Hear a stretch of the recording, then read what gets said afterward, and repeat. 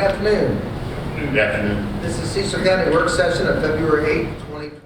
In a lengthy work session Tuesday evening, the Cecil County Council considered 8 charter amendments and voted not to approve an amendment that would give the council greater control over the county executive's budget.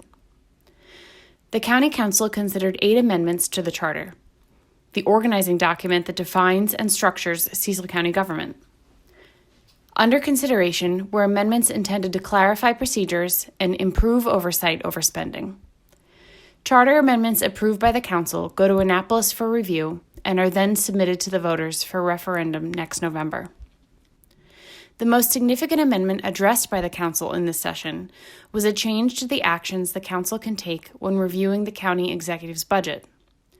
Currently, the Charter allows for the Council to decrease or delete any item in the budget.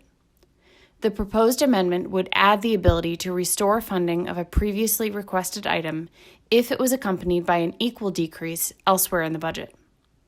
It is significant because it goes to the heart of the separation of powers that is defined in the Charter. And this isn't an easy sell. I mean, because it's not as if, we can just unilaterally increase the budget. And there are going to be, opposing parties to either way you look at this. I think Councilwoman Gregory brought this up when we were having this discussion that this is just an easy sell because you're going to have influences coming at you from multiple sides. So I think it's something that Council will have to take into consideration with a lot of seriousness and a lot of consideration taken into it, because there are ramifications in either direction. If you increase something, you're probably looking to decrease somewhere else. So I think this is a worthwhile endeavor. It won't be easy, but I think it's something that we should seriously consider. Okay, Ms. Gregory? I do have a couple questions. How many and which counties do it this way? Prince George's, Montgomery, and Baltimore City. Okay, so I'm going to say no, just because I think that I've given this a lot of thought, and ultimately the executive is responsible for making sure that the different departments, the executive is supposed to be involved in the daily functions of all the departments, which the council is not. So I still think that needs to stay within the executive's ability to be able to decide, how that money is allocated, because the executive is supposed to be is a full-time employee and is supposed to be familiar with that. There has been a resistance, and this has been across multiple administrations, not this administration, for any amendments to happen to the budget. There is a huge resistance from all administrations. So don't mess with my budget. Don't mess with my budget. It's not your budget. It's the county's budget. And this basically gives back some of that authority to council, and we are representation of the county as a whole. I think what's happened in the past, basically, and it was funny, when I first got on council, what happened, you would say, okay, fine, if we reject the budget, it becomes law. If we say we don't like that budget, Right. the county executive gets a budget. If we support the budget, the county executive gets a budget. So all this does, in my opinion, is say, okay, we don't create the budget. We don't, that's the executive does it, they do a great job, and here's your budget. All it does is give us a little bit of say as to what we can do. Or if something is really out of whack, we could say, well, we could do this.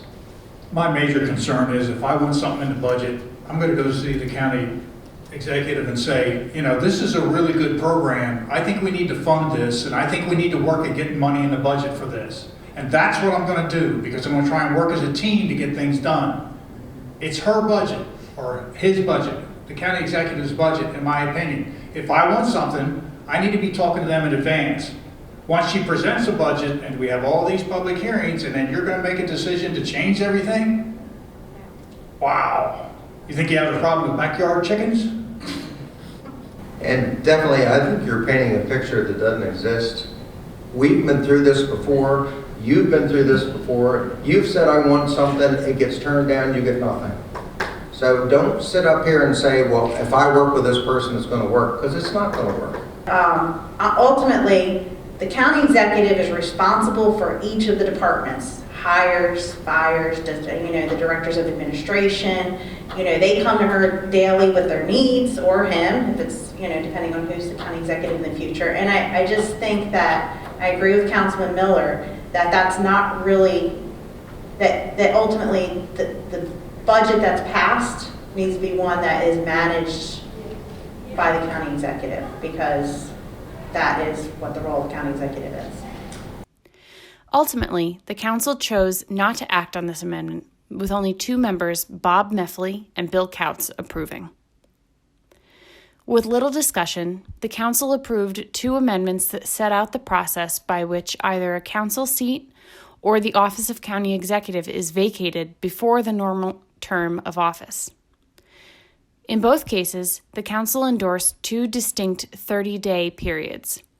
One for the party's central committee to nominate 3 candidates for council consideration, followed by a second 30-day period for the council to make its selection of those 3. To address issues that came up in the appointment of the Redistricting Commission last year, an amendment was unanimously approved to appoint members of the commission 1 month after the county receives official census data on which redistricting decisions are based, rather than a fixed date of April 1st. The amendment further states that members of party central committees who are considered elected officials cannot be appointed to the Redistricting Commission. This matter became the subject of a lawsuit filed last year by the chairman of the Cecil County Republican Central Committee at that time. Council Attorney Charles McLeod commented on this. All the counties are revisiting that in their charters. On the second issue about clarifying about no member of the Central Committee serving, just so you all know, there was a case, the county was sued by the chairman of the Central Committee on just this issue. The hearing was last week, and Judge Baines ruled in favor of the county that, he ruled that the way the lawsuit was served and filed was erroneous, but on the merits, that there was no question about whether elective office included Central Committee members. And it was interesting, the judge even commented from the bench that he himself had served on the Central Committee and chaired it. And in no time did anybody ever think that they weren't elected officials and otherwise, we'd be serving on redistricting commissions. So I mention that because there was actually a court case and a judge looked at this question and there was no question on that, what that language means. So I just mentioned that you may not need to do that clarifying in the case of Cecil County. While McLeod said that the current wording of the charter is sufficient and has been upheld in court, the council voted to adopt the proposed language. An amendment that introduces a new subsection to the charter sets out the configuration of the Ethics Commission. While all council members agreed that members serve staggered 4-year terms, there was discussion of how many people should serve on the commission and the role of the group's legal advisor. So I think if staggered terms could go up to A, and I will check with the council, see what the council thinks on that. Mr. Miller? That was my original, not to raise the number on the Ethics Commission, but to make sure that we were saying that they were staggered terms, and one would be appointed each year when they came off. Hey, Ms. Culverson? Is there a reason why we would need 7 versus? I meant to keep it at 5. Keep it at 5. Yeah, Okay. You Okay, go sorry. 2 and 1. No, I'm okay with just changing A to make it also state that it's staggered. I think this is one that probably still needs some work. To be honest with you, table it. I think it needs some work. So, Councilman Miller, so you're saying 5 instead of 7, right? Right, that's correct. Yes. Okay, Yeah. so the only thing else I would do is I like what you have here. The only thing else I would do is have an independent legal counsel that's selected by the council and executive, but I don't believe that person should be a vote on the committee. I think that person should be an advisor, but that person should be from outside of county government to make sure it's an impartial person. Mr. Massey, I think you know where we're going with this one.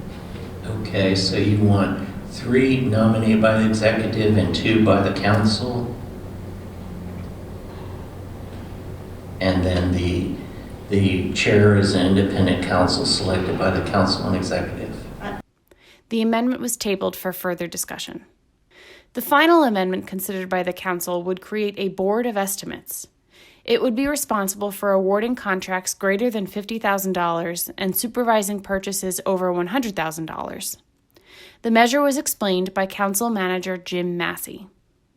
It gives the council an opportunity to ask questions and be more understanding, especially the capital projects. You know, we sometimes feel left out, and when you have the Board of Estimates, you have council representatives, so they're more aware of the various projects and the costs. Particularly, you know, when we're buying a building or selling a building, it seems like the council isn't aware of those things. And so in Hartford County, it was done, they met twice a month unless they didn't have any business. And the meetings didn't last more than about an hour, depending on the number. And so they basically, each purchase would be presented and the people would discuss it and then they would just vote on it. Obviously, the administration has the majority on there, but it does give an opportunity for citizens as well as the council to ask about things before they're done. So it was based part of the purchasing procedure, and it is limited to just the top amounts. The measure was approved unanimously by the council. This is nothing more than ideas from the council. These are, the charter was written, no matter what document you write in life, there's always things that can be improved. And I think that's all we're trying to do. We're trying to say, okay, these are some things that we've stumbled over in the past, and what we want to do is try to make them better. So not only our terms, but 10 years from now, I'll go 10 years, not 5, Mr. Miller. But 10 years from now, those people won't have the same stumbling blocks we have. Now, they have a long way to go. This is not the end of the road for them. They have a long way to go, and the constituents in the county will say yay or nay. But anyway, we have a couple of them we're going to work on, Mr. Massey, correct? Yes, sir. They'll come back to the council, and then we'll present them. And administration, I guess you will have a chance to look over them and see what's what. The fate of these amendments will ultimately be in the hands of the voters.